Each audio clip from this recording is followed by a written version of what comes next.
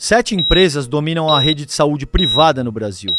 São elas Redditor, Dasa, Eurofarma, Notre Dame, Amil, Axê e Hapvida. Juntas, as 7 controlam 192 empresas de saúde, entre hospitais, clínicas e operadoras de planos de saúde. A saúde privada é o terceiro setor mais poderoso da economia corporativa do país, atrás apenas do setor de energia e dos grandes bancos. Essas empresas são tão poderosas, com forte lobby no Congresso e no Poder Executivo, que conseguem até criar dificuldades para que a Agência Nacional de Saúde, a ANS, fiscalize a atuação delas e a formação de oligopólios.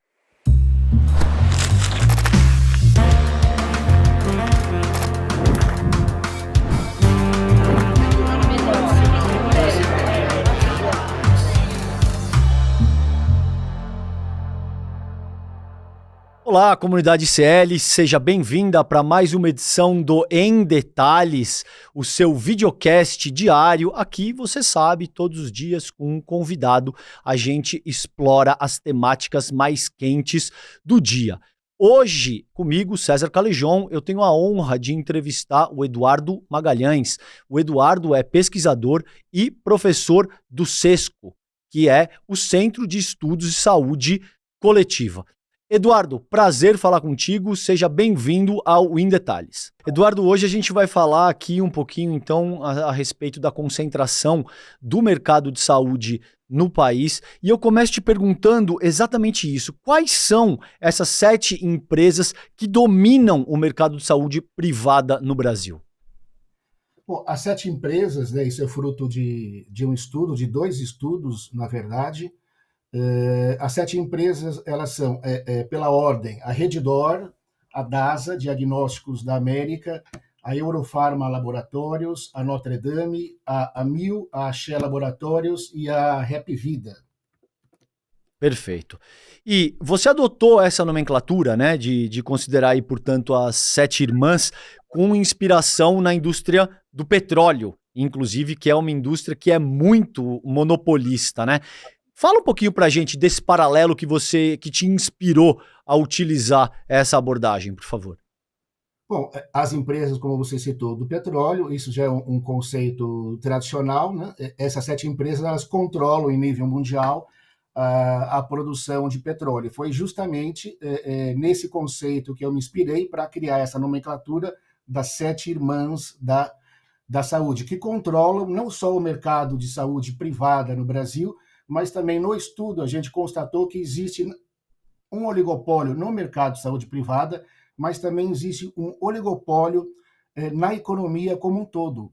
E nesse oligopólio da economia como um todo, o setor de saúde tem uma posição extremamente privilegiada, ou seja, essas 7 empresas, elas são muito mais poderosas do que a gente imagina, porque elas exercem o oligopólio no mercado de saúde privada, mas participam do oligopólio da economia corporativa no Brasil. Essa economia corporativa do Brasil, ela é formada por 200 grandes grupos, né? E esses 200 grandes grupos representam 63,5% do PIB, né? E na elite desses 200 grupos, a primeira pesquisa publicada em 2023, ela constatou, para nossa surpresa, que o primeiro grupo mais poderoso não era o de finanças, mas sim o de energia elétrica. E dentro do setor de energia elétrica, a empresa mais poderosa é justamente a Eletrobras, que não coincidentemente foi recentemente privatizada. Então essa foi a nossa primeira surpresa da energia elétrica em primeiro lugar e não o setor de finanças. A segunda surpresa foi que exatamente o segundo grupo mais poderoso é o de finanças e não o primeiro, como eu mencionei.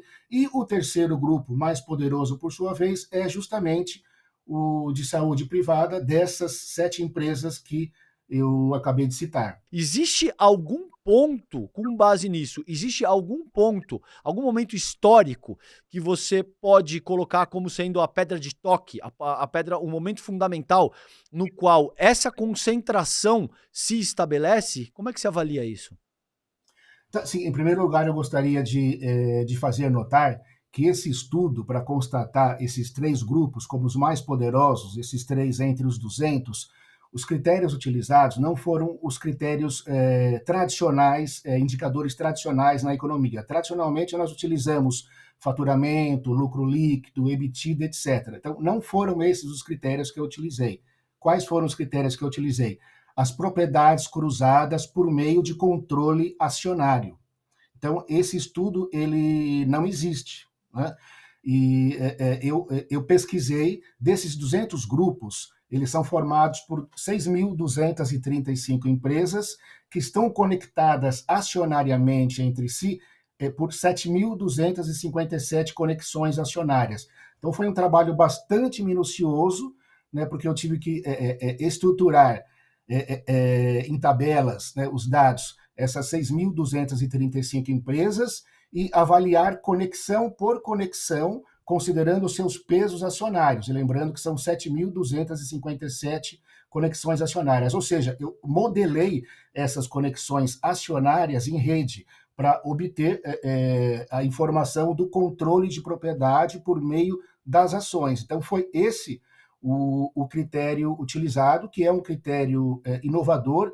E esse critério, essa pesquisa, ela foi baseada em uma pesquisa publicada em 2011 por um instituto suíço, que fez exatamente o mesmo estudo em nível mundial. Então, inspirado nesse estudo, eu fiz o mesmo estudo no Brasil, supervisionado pelo professor Ladislau Dalbor.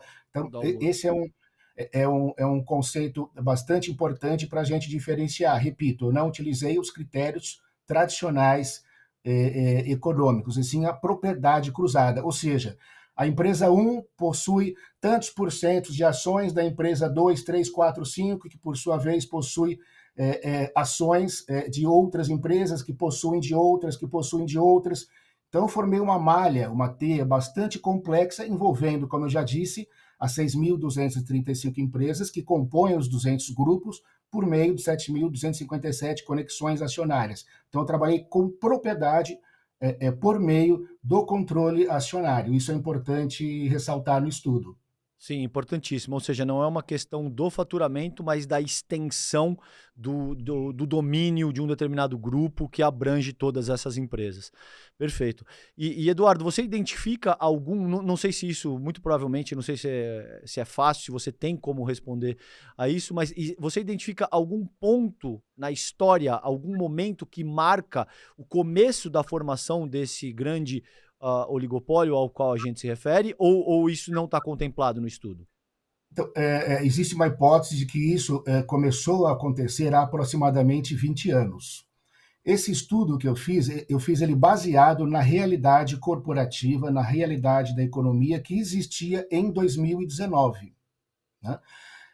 E aí eu cheguei ao conceito de 7 irmãs da saúde. No entanto, por exemplo, de 2019 para cá, a gente verificou novas fusões, estamos verificando novas fusões entre essas justamente principais empresas, e talvez hoje não seja mais 7 irmãs da saúde, talvez sejam 6 irmãs da saúde ou 5 irmãs da saúde. Mas para saber isso, eu precisaria reanalisar todas as milhares de empresas que compõem esses 200 grupos e milhares de conexões acionárias. Mas não mudou muito. Existe uma possibilidade desse oligopólio ter se consolidado mais ainda. E você apontaria alguma falha, por exemplo, na seara jurídica, considerando a formação desse oligopólio? Isso foi desenvolvido de forma proposital? Como é que você aponta algum tipo? Isso é uma estrutura deliberada ou você diria que faltou, por exemplo, uma atuação mais firme da justiça no sentido de impedir que um monopólio tão intenso se formasse? Bom, eu acredito que seja algo deliberado. Por quê? Porque nesse estudo eu utilizei 2 critérios. Eu utilizei a metodologia da análise de redes, porque eu modelei em rede, utilizei 2 estatísticas que se chamam centralidade de saída, aliás, grau de saída e centralidade de intermediação. Então eu fiz uma lista com as 6.235 empresas mais poderosas do Brasil do ponto de vista do controle acionário. Eu havia citado o exemplo da Eletrobras, que considerando a centralidade de intermediação, é a empresa mais poderosa do Brasil. E isso ninguém me tira da cabeça de que o trio LST, Lehman, Sicupira e Teles, fizeram esse estudo e constataram que a empresa mais poderosa em termos de controle acionário era justamente a Eletrobras, e por isso ela foi privatizada. Então, é algo deliberado, né? Você olhando simplesmente o organograma das empresas e as conexões acionárias, você não chega a conclusão nenhuma. Você só pode chegar a essa conclusão se você modela em rede e lista as empresas por poder, a mais poderosa e a menos poderosa. Ora, como é que eu vou fazer para ter um controle maior sobre a economia corporativa e, portanto, a economia brasileira? Basta comprar as ações das empresas mais poderosas e não comprar ações de qualquer empresa. Então, para mim, foi deliberado, e os órgãos governamentais que deveriam regulamentar isso, eles não estão fazendo isso, né? E eu cito de maneira específica o CAD e a Agência Nacional de Saúde Suplementar. Recentemente, né, agora, como eu havia dito, existe um processo de fusão que pode intensificar ainda mais esse oligopólio. Por exemplo, a Notre Dame e a Happy Vida estão em um processo de consolidação nos anos de 2001 e 23. Uhum. A DASA e a MIL estão num processo de fusão, especificamente na rede de hospitais, e esse processo de fusão está para receber a aprovação do CAD. O Bradesco Seguros está se fundindo em partes com a rede DOR, né? Então, esse processo de consolidação do oligopólio, a Agência Nacional de Saúde e o CAD não estão conseguindo impedir. Eu acredito que a Agência Nacional de Saúde e o CAD, eles têm até a intenção de cumprir com a sua missão de impedir esses oligopólios, mas não possuem força política. Tá. Ou seja, além de tudo, é um processo que está se agudizando, né, Eduardo? É um processo que está se tornando cada vez mais crítico e cada vez mais agudo, e que, pelo que você me disse aqui, isso é de fato muito interessante, não é um processo que se aplica única e exclusivamente para o setor de saúde. Você tem Não. oligopólios estabelecidos basicamente em toda a economia nacional, com base nisso que você salientou. E aí eu queria explorar um pouquinho contigo. Entendo eu, me corrija se eu estiver errado, mas que esses são processos extremamente deletérios para a população de forma mais ampla, que precisa de serviço de energia, que precisa de serviço de saúde e que invariavelmente se vê à mercê de empresas que podem determinar preços abusivos, que podem oferecer eventualmente um serviço de pior qualidade, simplesmente porque você não tem um processo de competição digno desse nome estabelecido, certo? Queria que você falasse um pouquinho a respeito disso. Exatamente, César. Um dos pressupostos clássicos do capitalismo, e a gente já não vive mais capitalismo clássico há muito tempo, é, como você citou, a livre concorrência e a livre iniciativa. Esse estudo, repito, constatou um forte oligopólio no mercado de saúde privada, mas também um forte oligopólio na economia corporativa como um todo. E considerando que a economia corporativa representa 63,5% do PIB, você pode dizer que existe um oligopólio em vários mercados, no caso da saúde privada, mas um oligopólio na economia como um todo, controlado por pouquíssimas empresas. Não havendo, como você citou, concorrência e livre iniciativa, no caso das empresas da saúde privada, elas podem fazer o que bem entender. Se você tem 7 empresas ou menos empresas, essas empresas elas podem, como estamos vendo, estão fazendo, romper contratos de forma unilateral, realizar aumentos abusivos e romper contratos de pessoas com doenças crônicas, idosos, determinar preços, determinar quantidade de produtos que são oferecidos, qualidade de consultas, qualidade de serviços, ou seja, fazerem o que quiserem, porque, repito, simplesmente não existe concorrência e livre iniciativa. Quem perde com isso são os aproximadamente 52 milhões de usuários de plano de saúde. Considerando que desses 52 milhões, 2 milhões utilizam planos de saúde de elite, como, por exemplo, Sírio-Libanês, Albert Einstein, você tem 50 milhões de pessoas à mercê das decisões baseadas apenas em lucro e crescimento principalmente dessas 7 empresas, né? Importantíssimo, Eduardo, essa tua fala. E veja, só para que as pessoas que nos escutam nesse momento tenham a real dimensão do que isso significa, a gente consiga colocar isso em perspectiva de uma forma adequada. O PIB do Brasil no ano passado, em 2023, foi algo em torno de 11 trilhões de reais. Quando o Eduardo dá conta de que essas 200 empresas são responsáveis por 63,5% do PIB, a despeito de você, me corrija se eu estiver errado aqui, mas isso seria algo acima de 6,5 trilhões de reais, em termos, pelo menos, de faturamento atrelado a essas empresas. É isso? Sim, por meio do controle acionário, né? E mesmo dentro desses 200 grupos, que já é uma elite, como, né, você está falando, como estamos falando, você tem outras elites, né?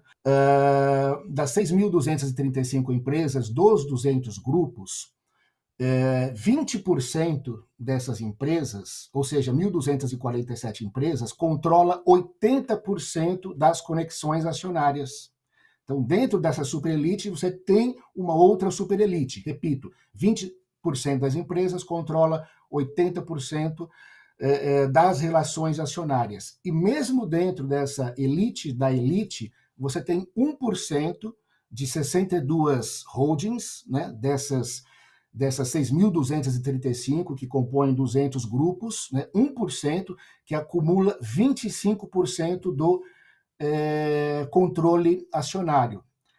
Essas 62 empresas são justamente 15 empresas do setor de energia elétrica, 9 de finanças e as 7 da saúde, né? Então é um poder assim muito grande, né? É um poder muito grande, um poder econômico muito grande que se transforma em poder político, de Claro. fato, né? Ótimo ponto. Aliás, esse é o ponto central de todo o nosso debate aqui. É um poder econômico que se transforma em poder político e um poder político que passa a, portanto, fomentar condições que sejam adequadas para que esse poder econômico continue se expandindo. Perfeita a análise. Eduardo, e o que eu queria te perguntar é o seguinte, cara: em algum outro país você tem esse mesmo nível de concentração? Não sei se isso é foco do teu objeto de estudo também, mas você tem a ciência de se isso se repete em outros países ou se no Brasil essa concentração é muito mais exacerbada do que no restante do mundo?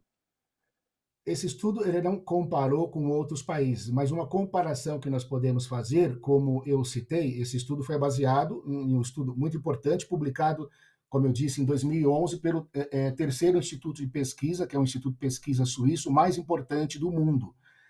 Eles fizeram exatamente esse estudo com a mesma metodologia, os mesmos indicadores em nível mundial, e eles verificaram que esse oligopólio, que esse controle existe em várias áreas em nível mundial.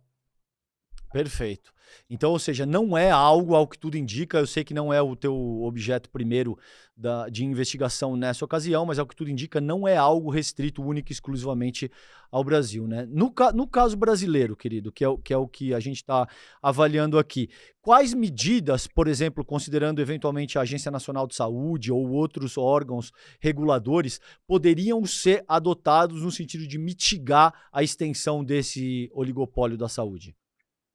Bom, nós temos, assim como eu mencionei, uma notícia ruim, né? O CAD está prestes a aprovar a criação de uma rede de hospitais por meio da fusão da DAS e da AMIL, né? Isso está prestes a ser aprovado, é uma informação recente desses dias, então isso é uma notícia ruim. Uma notícia potencialmente boa, também publicado nos últimos dias, nas últimas horas, a Agência Nacional de Saúde Suplementar resolveu colocar em prática um projeto. Haverá uma audiência pública no dia 7 de outubro, e nesse projeto, o que pretende a Agência Nacional de Saúde Suplementar? Ela pretende discutir a questão dos reajustes dos planos, uma regulação financeira desses planos, uma revisão técnica dos seus preços, discutir a venda de planos específicos, por exemplo, apenas planos ambulatoriais, e também regulamentar as vendas online. Se isso se concretizar, será uma boa notícia que não se via há muito tempo por parte da Agência Nacional de Saúde Suplementar. O CAD ainda fica devendo o cumprimento de seu papel, de sua missão, que é justamente impedir a existência de cartéis, de oligopólios e de monopólios, para que possa existir a concorrência e a livre iniciativa, que são pressupostos básicos do capitalismo. Outras medidas, se você me permite, César, Por favor, querido, claro. outras medidas que poderiam aumentar a capacidade de, digamos, controle e participação do governo, e aí em termos gerais, mas também na área da saúde privada. Por exemplo, a China, que é o maior mercado do mundo, né? As empresas estrangeiras podem atuar no mercado chinês, mas não podem atuar de qualquer maneira e da forma que quiserem, como podem aqui no Brasil. Na China, as empresas estrangeiras elas têm de se associar às empresas públicas e estatais da China, tem que fazer parceria, né? E a China, apesar de ser, em princípio, classificada como país comunista ou socialista, é o principal país capitalista. Em 2011, a produção industrial da China superou a produção industrial dos Estados Unidos. E considerando a variação cambial, hoje a China é a principal economia do país. Então, a China, o governo chinês, tem regras para a participação de empresas estrangeiras no mercado chinês, e o Brasil poderia fazer o mesmo. Dessas 7 empresas, por exemplo, a Amil é uma empresa totalmente estrangeira, a Redditor, que é a maior na área da saúde privada, que se diz nacional, o capital dela, 40% é um capital estrangeiro. Então, o governo poderia e deveria fazer isso. Outra medida bastante importante que existe na Alemanha, um dos principais países capitalistas do mundo, o principal país capitalista da Alemanha, as empresas, a gestão das empresas, os conselhos deliberativos das empresas na Alemanha, metade é composta por representantes dos acionistas e metade composta por representantes dos trabalhadores, meio a meio. O que significa isso? Que a gestão da empresa, aquilo que a empresa vai fazer na sociedade, ela vai ter o ponto de vista não só do lucro dos acionistas, mas também dos trabalhadores da sociedade. Isso é uma medida capitalista, né? E poderia muito bem ser feita no Brasil. Outro ponto importante, o BNDES, que é um dos bancos de fomento mais importantes do mundo, mais poderosos do mundo, nos últimos anos eles têm se desfeito de ações, eles têm vendido ações desses grandes grupos, né? E o que deveria ser feito era justamente o contrário, que o BNDES adquirisse ações de empresas estratégicas, né? E não é de qualquer empresa, são daquelas empresas que têm o maior poder do ponto de vista do controle acionário. Eu mencionei que eu tenho uma lista de 6.235 empresas, eu poderia passar essa lista para o BNDES e verificar de quais empresas estratégicas, quais são as empresas estratégicas para que eles comprassem as ações. Essa lista, por exemplo, ela está offline, porque tem informação bastante privilegiada, né? Então, o BNDES deveria mudar o seu papel, fazer aquilo que fazia antes, que é de ter a propriedade de ações estratégicas, aí, portanto, ter um controle maior sobre a economia brasileira. E falando de maneira específica na área, isso também tem a ver, tudo tem a ver com a área da saúde, mas falando de maneira específica, um tema que o ICL tem desenvolvido bastante, e a Maria Fatorelli, da Auditoria Cidadã da Dívida Pública, a gente sabe que, por exemplo, no orçamento federal do ano passado, 43% do orçamento dos impostos que todos nós pagamos foram utilizados para pagar juros da dívida pública, que são muito altos por conta da taxa Selic, que é uma das maiores do mundo. Então, quase metade daquilo que se arrecada vai para meia dúzia de bancos, né?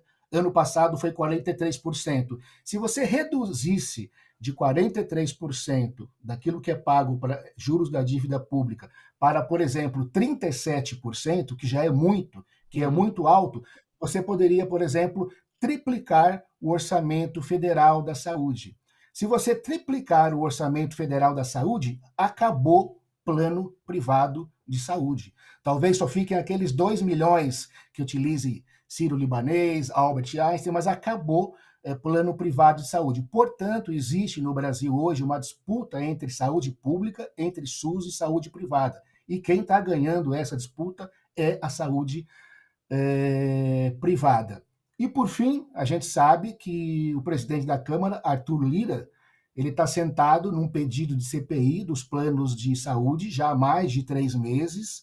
Foi questionado pelo Dino, ministro do Supremo Tribunal Federal, por que ele não coloca, já que tem muitas assinaturas, além do necessário para, em prática, essa CPI dos planos de saúde, e o Arthur Lira declarou que já há 7 ou 8 pedidos de CPI na frente e ele não pode pular, né? Ou seja, é um controle do poder econômico direto sobre o poder político no Brasil. Essas as medidas plenamente possíveis dentro do sistema capitalista que o Brasil deveria fazer, não só para regular urgentemente a saúde privada, mas porque a economia brasileira não ficasse nas mãos de grupos privados. Eu citei no começo o trio LST, Lehman, Sicupira e Teles. No estudo original publicado ano passado, esses 3 que estão lá sempre em primeiro lugar dos maiores bilionários na lista da Forbes, eles controlam a economia corporativa brasileira e, de certa forma, exercem grande controle sobre a economia como um todo. Isso não pode continuar de forma alguma, né? É um absurdo. Perfeito. Eduardo Magalhães, professor universitário, pesquisador. Que honra conversar contigo hoje no Em Detalhes. Aprendi demais contigo hoje aqui, Eduardo. Obrigado pela tua presença, pelos teus esforços, pelo teu estudo.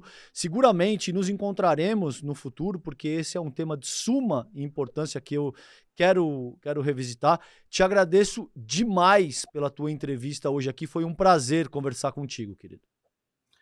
César, eu que agradeço você, agradeço toda a equipe do ICL e espero que o ICL tenha vida longa e continue produzindo esses conteúdos que contestam e denunciam os absurdos que mantêm a maior parte da população brasileira na pobreza e na miséria.